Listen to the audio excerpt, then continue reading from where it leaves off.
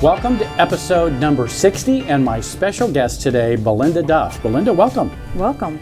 Glad you're having me here today. Yeah, well, I'm so glad you're here and lots to talk about. So, before real estate, what'd you do? My parents had a business in Carrollton. They just, matter of fact, sold it about 3 months ago. They had it for 52 years, so I used to work for them prior to real estate. Wow, 52 years. That's a long time in business. So you come from an entrepreneurial family. Exactly. What did you learn in that business? Customer service, relationships. It's Yeah. all about relationships. And that transferred to your real estate business. So Yes, sir. in your parents' business, you learned customer service, relationships, all the fundamentals that Exactly. you brought into real estate. My parents always told me to go the extra mile. You always put others first, just like JP always says. It's all about others. And that's how you do that. You just have to build that Yeah. relationship, Yeah. and it will build itself. He always used to tell us, you're your product, and you have to believe in yourself Right. because you are your trademark.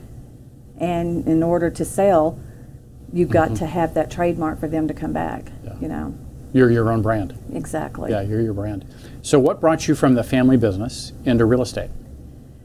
I've been wanting to do real estate for a long time, and my first mentor, who I went to work for at Williams & Williams in Denton, Virginia Williams, she used to always say, "Hey, you'd be a great realtor," and I'm like, "Oh, well, I'm still, working for my parents." And finally, she talked me into it, and so I did, Right. and been doing it ever since. And we still get together and meet, and Good. she was great. Have you ever regretted it? There are times that you do regret it, but no, I absolutely love what I do. Yeah. You're going to have hurdles in real estate every day. That's what I tell my clients. When you have buyers, when you deal with sellers, even with your mentees, there's hurdles that we jump every day, Yeah. and you just have to get to the finish line. Yeah. So when you've had those times when you've regretted it, when you've had those really tough days, maybe you wanted to throw in the towel, how have you overcome that obstacle? It's just a mindset. You have to think that at the end of the day, you're your only job, and you're unemployed. So without closing a deal, You're unemployed. Yeah, exactly. It's the only profession you wake up every morning Exactly. unemployed, right? Exactly. So you've just developed a growth mindset that says, when I Right. have these obstacles, when I have these challenges that are just naturally going to happen, Right.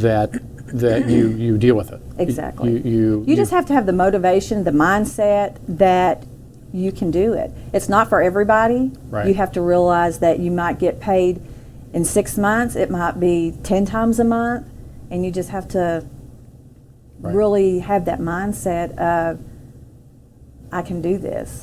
And or you might never get paid. exactly. I'm sure you've had some things Oh, sure. where you, When I first got into real estate, it was 6 months before I got my first check. yeah. But And- those are times you want to give up, but you just had Yeah. to keep saying, Yeah. I can do this, I can do this. And And you have to spend a lot of money to Yeah. make money. Mhm. You have to spend a lot on marketing. I did that in the beginning. I don't do that as much because I've built my brand as far as my past clients, referrals, the relationships that I've built and stuff. But you invested heavily on the start Absolutely. as you came into the business. Absolutely. What kind of things in the marketing have worked for you, and maybe what hasn't worked for you? Well, growing in Arbery, we moved from Carrollton to Arbery when I was young, and so I already had that spirit of knowing the people when it was small town. There was only 3 agents when I started. Right. So you could get your foot in the door. But it was really just the networking, going to school functions, going to the fire departments. You just had to get out and meet people. Mm-hmm. And that's what it's all about. Yeah. And even today, you still have to do that, even though you have your clients, the relationships that you have built. There's more and more realtors that come in. There's more growth all around the area. You just have to constantly be in it, Yeah. So if that works for you, have there been some things that haven't worked? Have there been some things you tried that failed or didn't produce the result you were looking for? Sure. I mean, there's always going to be things you fail at. It's where if you stay down and you don't get back up. Right. My dad always used to say, you can't stay down, you got to get back up. No Right. matter how many times it takes you. That's Right. where you're successful at. Yeah. Is if you just get up. So there were certain marketing things. I used to do the just listed, the just sold. Back in those days, it worked Today, you hear people say, well, they go in the trash can. I think they still work for people. Every agent is different as far as what their marketing works for.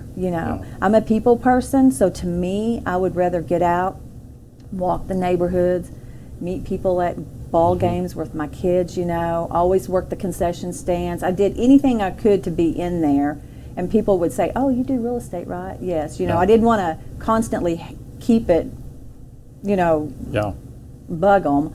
But I always would talk about real estate, So. It's funny you mention that because I just wrote a blog article. If the audience wants to go to jpar.net/blog and type in the word consistency, what I found working with successful folks like yourself, nothing works when you're not consistent. Right? Geographic farming doesn't work when you're not consistent. Sphere of influence doesn't work if you're not consistent. Online leads doesn't work if you're not consistent. Open houses don't work if you're not consistent. But if you're consistent in any of those things, then it'll work. So I think the biggest thing for me that I failed at, that I did not constantly keep up, was my database, and I learned that many years ago. It's very, very important. So it's very important. I tell my people, you have to have a database.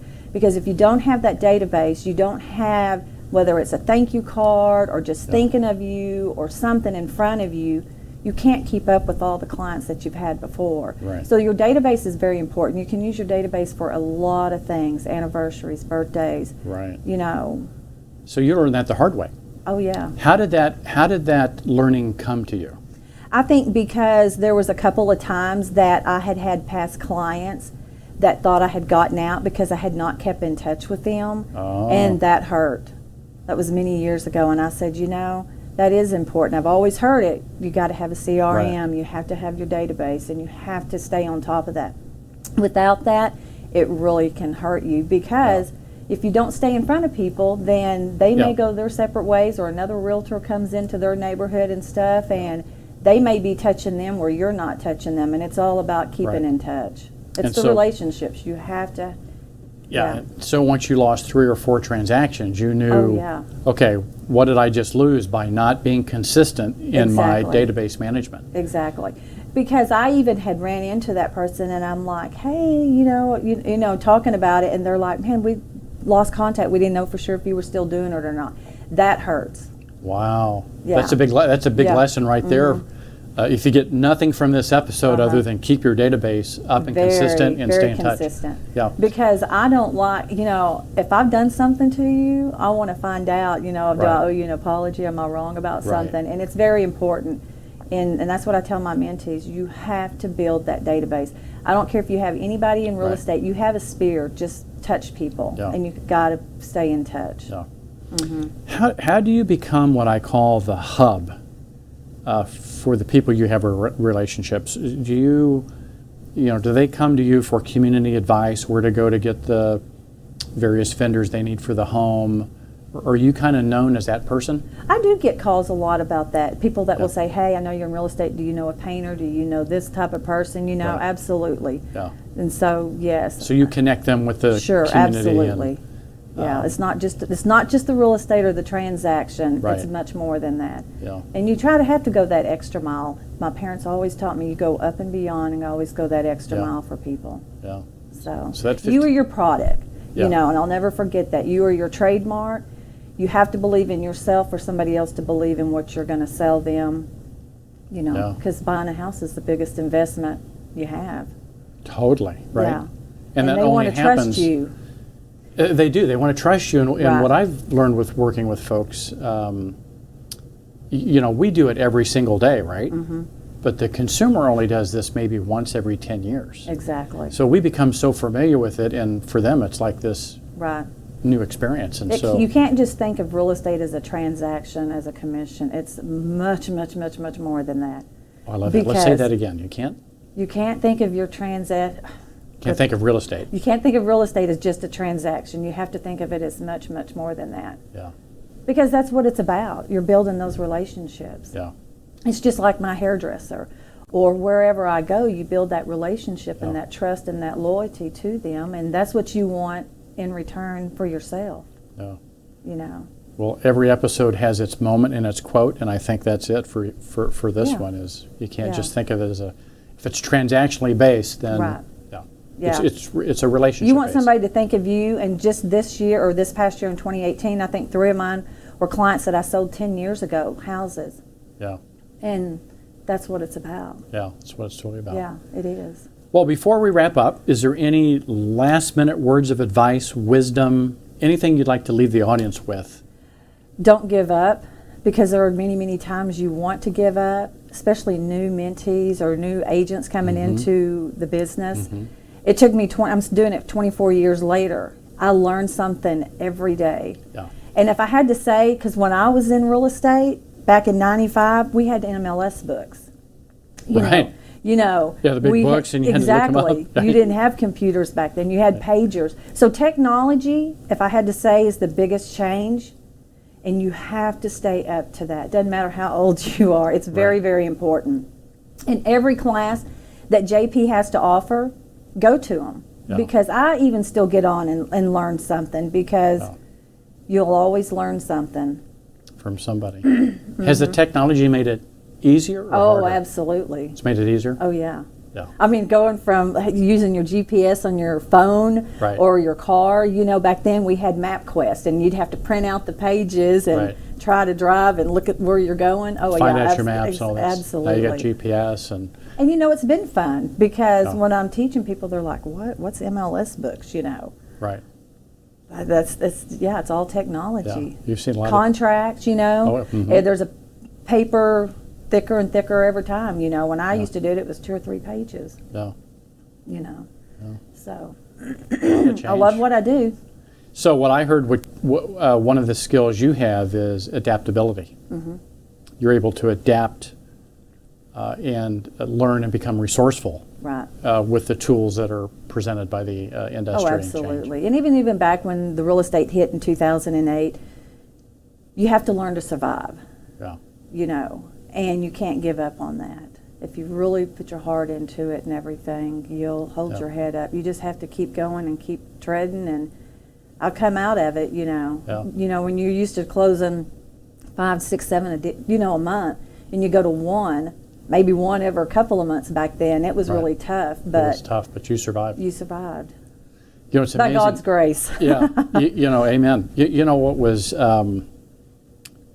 what got me thinking about back to with the books, right? The MLS books, and then what we have today, and then thinking, what's it going to be 5 years from now? Exactly. What new innovations are coming, that we don't even know exist out there? Artificial intelligence, all those kind of innovations. What's it going to look like 5 years, and how exciting that's going to be? It is, and it's neat to know, because when you're talking to people, they're like, "How long have you been in business?" And you're trying to help them become successful in everything, and just from, like you said, going to the MLS books to fax machines to pagers, it's all changed. Yeah. But it only gets better. And I think the point that maybe we're both trying to make here is, even though it's changed, and even though technology has changed, the one thing hasn't changed is the hyper local expert. The people like you who know the neighborhood inside and out, know the schools, know the restaurants, know the providers. Right. Nothing's ever going to replace that type of knowledge. Exactly. The technology is going to enable you to be more efficient. Right. With the consumer, and I think we've seen that, you and I, right, since '95 and beyond. Oh yeah. Yeah. Well, that's amazing. Well, thank you for coming today. Well, thank you for having me. I've enjoyed it. Yeah, it's been really good, and we'll see you soon on another episode.